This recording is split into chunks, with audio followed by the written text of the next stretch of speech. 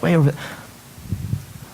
This isn't a big step. This isn't a big deal. No big deal. That line's way over there. Man, I probably shouldn't. We're not doing anything. It's no big deal. Oh man, I shouldn't have these feelings. I shouldn't, but I'm just being true to who I am, and I really like this person, and I'm feeling this so much. Never thought it would happen to me. No moral margin, no distance between us and temptation. So Matthew chapter 18, let's look at this a second. This is important. How do we deal with this? What do we do? Listen to Jesus' words. Starting in verse 7. Woe to the world because of the things that cause people to sin. Such things must come, but woe to the man through whom they come. If your hand or your foot causes you to sin, cut it off and throw it away. It's better for you to enter life maimed or crippled than to have 2 hands or 2 feet and to be thrown into eternal fire. And if your eye causes you to sin, gouge it out and throw it away. It's better for you to enter life with 1 eye than to have 2 eyes and to be thrown into the fire of hell. Great verse, huh? Encouraging words. I know you're all going, why did I show up this morning? I have to cut off my hands and gouge out my eyes. Let me ask you this question. How many of you have ever committed a sin with your hands? This isn't confession time. You don't have to tell what it is. But how many of you have done something with your hands that you shouldn't have done? Okay? Or with your feet, gone somewhere or done something that you shouldn't have done. Every hand should be in the air, because if you're not, you're fooling yourself. How many of you ever looked at something that you shouldn't have looked at? With your eyes. Okay, good? We all have, right? We all sin and fall short of the glory of God, the Bible tells us. We all do things we shouldn't. Well, if we take this verse literally then, if we literally take Jesus' words to heart, then what do we have to do? We all have to leave here and we have to cut off our hands, right? And we have to gouge out our eyes, and we're all going to walk around maimed and blind. Sounds ridiculous, right? And it probably is. I don't think that Jesus literally intended for us to cut off our hands or pluck out our eyes, because otherwise nearly everyone in the world would be maimed and blind. Okay? Because we all screw up, don't we? Perhaps what Jesus is doing here, might I suggest, is painting a radical picture for how we deal with sin in our lives. What I like to call this principle of radical amputation. Okay? Now listen again to what Jesus says. He says, if your hand or your foot causes you to sin, then cut it off, right? Now let me just say this, for most of us, our hands and our feet don't have a mind of their own. I try to tell my wife that sometimes, but she never believes me. And the reality is my hands and my feet, they don't have a mind of their own, do they? And they don't actually cause me to sin. What causes me to sin, as we read earlier in James chapter 1, is by my own evil desires, I'm enticed and tempted and dragged away, right? And then maybe we commit sin with our hands or our feet. So what is Jesus getting at here? What's he trying to say? If your hand or your foot causes you to sin, cut it off. If your eye causes you to sin, gouge it out. Listen to what Matthew Henry says in his commentary on this passage, because I think it's incredibly insightful into what Jesus is really getting at here. Matthew Henry suggests that what Jesus is getting at is that what causes us to sin may seem as near and dear to us as a hand, a foot, or an eye. And removing those things from our lives may cause us a great deal of discomfort and even inconvenience. But isn't it better to go through life with some discomfort and or inconvenience than to spend eternity in hell? Like, isn't that a better alternative?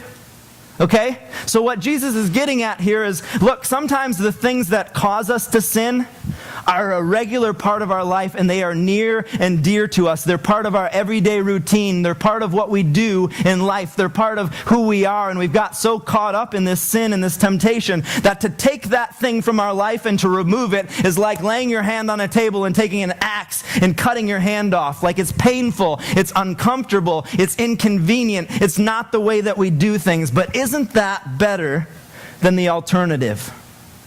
Isn't that better than the alternative? So I know you're all asking, what does this radical amputation look like in my life? How do I put these principles in practice in my life? Well, the reality is I can't really tell you that, because it's going to be different for everyone, depending on what you're struggling with, depending on your circumstances and your situation. What I can do is I can give you a few examples from people that I know who have taken these principles and applied them to their lives, and it's had a tremendous effect. Again, as I share these a couple stories, again, some of these things may sound ridiculous and outrageous to you, like cutting off a limb. But isn't it time that we started redefining normal? Because normal just isn't working. Isn't it time that we started living the victorious lives that Christ has called us to live? How many of you are sick of struggling with the same old things over and over and over again? You don't have to. So let me share a couple stories. I had an accountability partner for a while who was recovering from an addiction to pornography. And he actually worked as an airline pilot. And so he traveled all over the country, and he frequently, as part of his job, stayed in hotels by himself, which is a great environment for a recovering pornography addict, where he has his laptop computer with him and free internet access and can get on and look at whatever he wants to. And he has a TV that readily wants to show him all kinds of advertisements for adult entertainment that he can rent right there in his hotel room. For years, this guy was a Christian. For years, he wrestled with this sin. And he'd go through these motions, and he'd tell himself, next time it's going to be different. And he'd fall on his face, and he'd repent and say, God, forgive me. I don't want to live this way. I don't want to experience this anymore. And yet, time and time again, next time would come, and he'd find himself in the hotel, and that temptation would be so great because it's right there next to him. It's right there in his face. And he'd be there staring at it going, and he couldn't say no matter how bad he wanted to, no matter how hard he tried. Next time would come and he would fail, and he'd find himself on his face repenting before God again. I want my life to be different. Where is the victory? Where is the victory? You know what? Finally, he learned this principle of radical amputation, and he made a radical decision.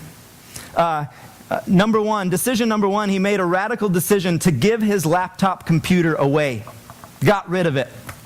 This was a regular part of his life, part of his business. He used it. He spent a lot of money on this laptop. Seem weird? Absolutely. Seem ridiculous? Absolutely. But is it worth it for the alternative? Get this thing out of my sight. It is not worth it. Cut off the limb. Get rid of that thing that is causing you so much temptation. And so he got rid of it.